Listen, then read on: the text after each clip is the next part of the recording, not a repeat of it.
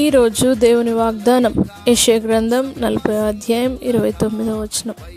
సొమ్మసిల్లిన వారికి బలమిచ్చువాడు ఆయనే, శక్తిహీనులకు బలాభివృద్ధి కలిగజేయువాడు ఆయనే. నా ప్రియ సహోదరి సహోదరులారా, ఈరోజు దేవుడు మీతో వాగ్దానం చేస్తూ ఉన్నాడు. సొమ్మసిల్లిన స్థితిలో మీరు ఉన్నట్లయితే, భయంకరమైన అనారోగ్యంతో మీరు బాధపడుతున్నట్లయితే, దేవుడు ఈరోజు మీతో గొప్ప వాగ్దానం చేస్తూ ఉన్నాడు. ఆయన బలమిచ్చే దేవుడు, బలవంతుడైన దేవుడు. మీ జీవితంలో బలమైన కార్యాలు చేసి మీకు బలం ఇస్తాడు. శక్తిహీనతతో మీరు బాధపడుతున్నారేమో, భయంకరమైన సమస్యలను బట్టి మీ శక్తి అంతా కోల్పోయి, అనారోగ్యమును బట్టి మీ శక్తి అంతా కోల్పోయి ఉన్నారేమో. దేవుడు ఈరోజు మీతో మాట్లాడుతూ ఉన్నాడు, వాగ్దానం చేస్తూ ఉన్నాడు. మీ శక్తిహీనత నుండి దేవుడు విడిపించి బలాభివృద్ధిని దేవుడు కలుగజేయబోతున్నాడు. కాబట్టి ఈరోజే దేవుని కొరకు మీరు ఎదురు చూడండి. నూతన బలమును మీరు పొందుతారు. పక్షిరాజు యవ్వనం వలె దేవుడు మీ యవ్వనాన్ని కొత్తదిగా చేస్తాడు. నా ప్రియ సహోదరి సహోదరులారా, తప్పక దేవుడు మీ జీవితంలో ప్రతి సొమ్మసిల్లిన స్థితి నుండి విడిపించి బలమునివ్వబోతూ ఉన్నాడు.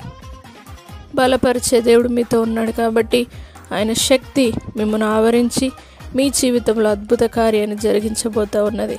నా ప్రియ సహోదరులారా, ఈరోజే అప్పగించుకోండి. దేవుని వాగ్దానాన్ని నమ్మండి. ఆయన వాగ్దానములన్నీ కూడా క్రీస్తు యేసునందు అవును అన్నట్టుగా ఉన్నవి. కాబట్టి సొమ్మసిల్లిన స్థితిలో నుండి దేవుడు మీ రోజే మిమ్మల్ని విడిపించి బలమునిచ్చి, శక్తిహీనత నుండి దేవుడు విడిపించి బలాభివృద్ధి కలిగజేసి ఆశీర్వదించి మిమ్మల్ని ఇంకా బలపరిచి కాపాడునుగాక. ప్రార్థన. పరిశుద్ధుడా, నమ్మదగిన దేవా, బలహీనులను బలపరచువాడానికి వందనాలు.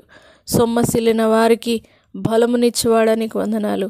ఈ దినం ఎంతమంది అయితే సొమ్మసిల్లిన స్థితిలో, వారి యొక్క సమస్యలను బట్టి బాధపడుతూ కృంగిపోయిన స్థితిలో అనారోగ్యంతో పీడింపబడుతూ ఉన్నారో, వారందరిని ఇప్పుడే నీ పాదసనం తీసుకొని వస్తున్నాం. వారందరికీ నాయన బలమును అనుగ్రహించండి. శక్తిహీనతతో ఎంతమంది అయితే బాధపడుతూ ఉన్నారో, వారు ఇంకా మేము ఈ సమస్యలను తాళలేము అన్న స్థితిలో ఉన్న వారు ఎంతమంది అయితే ఉన్నారో, వారి శక్తిహీనత నుండి విడిపించి దేవానికి స్తోత్రం, నీ బలము చేత నింపి వారిని ఆశీర్వదించండి.